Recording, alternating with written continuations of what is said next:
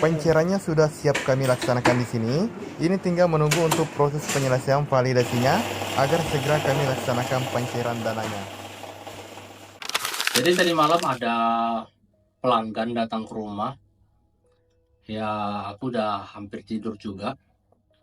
Dia ketok pintu, kemudian dia menanyakan satu hal bahwa dia dapat transferan 9 juta rupiah dan menunjukkan bukti transfer. Yang dia tanya, kenapa ya uangnya belum masuk ke Dana? Padahal sudah ada bukti transfer, gitu kan? Nah, singkat cerita, kronologinya adalah dia masuk ke dalam satu grup di Facebook yang dalam grupnya itu adalah rekomendasi pinjaman-pinjaman online. Jadi dia mencari rekomendasi dari situ, dia cari rating yang paling bagus menurut dia. Kemudian dia tanya orang-orang yang di dalam grup itu.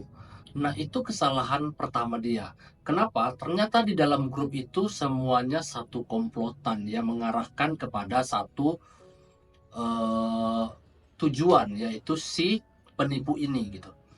Singkat cerita, dia dikirim nomor WA dan dia WA ke nomor itu.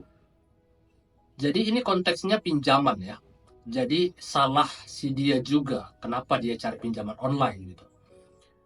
Setelah dia chat, kemudian dia mengajukan dan di approve di angka 8 juta. Oke. Kemudian dia memverifikasi dengan video call.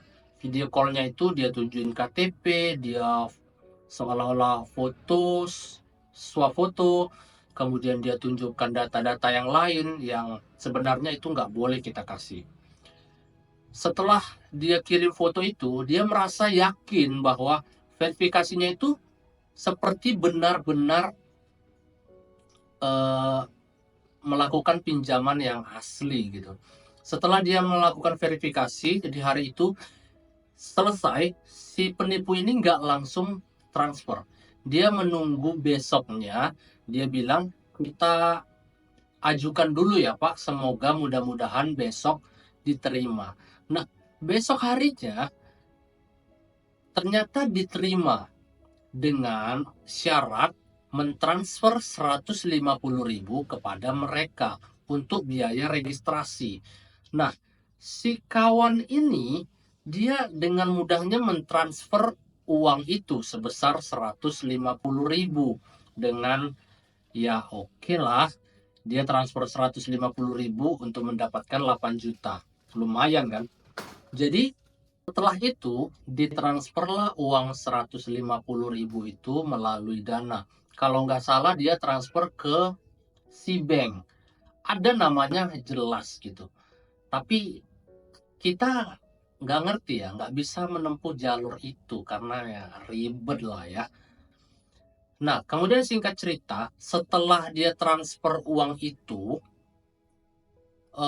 kemudian diproseslah pengajuannya ini.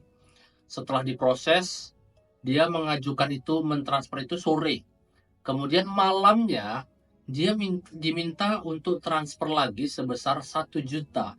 Alasannya untuk mentransfer 1 juta ini adalah dia eh, uang 1 juta ini adalah untuk verifikasi ke Bank Indonesia-nya supaya yang 8 juta ini bisa cair. Nah, dia kasih dulu bukti transfer sebesar 9 juta. Dia kasih bukti transfer 9 juta dengan bilang ke si kawan ini bahwa kita transfer 9 juta Pak. Jadi kalau tadi kan bapaknya mau pinjaman 8 juta, tapi kita transfer 9 juta ke dana bapak. Nah, nanti bapak transfer 1 juta, kan kita balikin lagi 1 jutanya. Makanya kita transfer 9 juta. Nah, ini uangnya sudah kami transfer, tetapi masih dalam keadaan pending. Nanti ketika Bapak transfer 1 juta, uang yang 9 juta ini otomatis masuk ke dalam rekening Bapak. Untungnya si kawan ini datang ke tempat aku. Jadi setelah datang dia ceritakan semua. Sebenarnya kalau aku bilang itu penipuan, mungkin dia langsung apa ya, kayak belum apa-apa penipuan gitu. Aku banyak menjumpai konsumen yang seperti itu, dia susah diberitahu bahwa dia itu kena tipu. Jadi aku mulai perlahan-lahan untuk menyadarkan dia, caranya dengan logika-logika. Setelah cerita itu, kemudian aku bilang, nggak ada yang namanya uang itu bisa pending. Kalau sudah ditransfer, kemungkinannya hanya ada dua. Yang pertama itu gagal, yang kedua itu masuk. Antara masuk dan gagal, jarang itu pending. Kalaupun pending itu biasanya untuk ke luar negeri, itu memang ada waktu jedanya gitu. Tetapi kalau sesama Bank Indonesia, itu nggak mungkin ada jeda. Itu logika pertama yang aku sampaikan. Kemudian logika yang kedua, kita ini mau pinjam uang. Kenapa kita harus mengirimkan uang lagi gitu? Jadi kalau namanya pinjaman itu nggak ada orang mau pinjam uang tapi kita ngasih uang malah. Yang ada kita yang dikasih uang, bukan kita ngasih uang gitu. Itu logika yang kedua. Dia di situ mulai mulai mencoba meyakinkan aku. Nah, malah dia mencoba meyakinkan aku dengan cara dia telepon si penipu itu dengan loudspeaker dan aku mendengar. Dan di dalam telepon itu dia mau tanya, jadi aku akan coba minta KTP-nya, gitu kan. Setelah aku minta KTP, nggak lama dikirim ID card. Nah ini yang biasanya kita mintanya apa, dikasihnya apa gitu kan. Setelah diminta ID card, kita mintanya KTP, suruh dia kirim KTP dia, oke. Kemudian dia kirim, nggak lama itu kirim KTP, foto KTP. KTP-nya bagus, tetapi fotonya itu tempelan, tempelan. Dan si kawan ini juga belum terlalu yakin kalau itu tempelan. Kalau aku kan sebetulnya gampang aja, nggak ada foto KTP itu yang jernih, yang bagus itu nggak ada kalau nggak tempelan gitu kan. Jadi yang chat dia ini ada dua sebenarnya. Yang pertama itu yang registrasi, yang kedua ini yang minta 1 juta dari Bank BI. Nah itu. Jadi yang minta 1 juta ini diminta KTP karena agak lama ngirimnya, karena mungkin dia mau ngedit dulu. Jadi si kawan ini aku suruh minta lagi ke yang verifikasi kemarin, minta lagi KTP. Nah, disinilah baru ketemu dia, logikanya muncul dan dia merasa dia ketipu. Kenapa? Jadi penipu ini ada dua nomor 1 dan nomor 2. Ternyata dua-dua nomor ini adalah orang yang berbeda.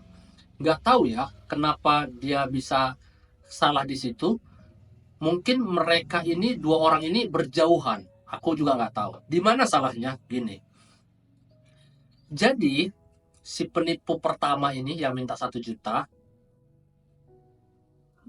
dan itu mengirimkan KTP tadi yang sudah diedit. Dan si penipu yang kedua ini juga mengirimkan KTP. Apa yang beda di situ? Namanya beda, tetapi fotonya sama. Bayangkan, disitulah baru dia mengerti, oh iya ya, kenapa? Jadi fotonya itu dari satu cap. Jadi tadi kan aku bilang ID card. ID card ini mukanya di crop, dimasukkan ke KTP. Nah, yang dari yang penipu ke satu ini juga di crop juga mukanya gitu. Jadi ID card dengan KTP pertama dan KTP kedua mukanya sama tetapi namanya berbeda. Nah di situ dia baru paham. Oh iya, kenapa ya? Kok bisa gini? Dan aku sampaikan ke dia, udah cukup. Ini penipuan. Jangan kirim lagi 1 jutanya. Kalau dia kirim lagi 1 jutanya, dia pasti akan diminta kirim lagi sejumlah berapa gitu, dan nggak akan pernah selesai masalah ini.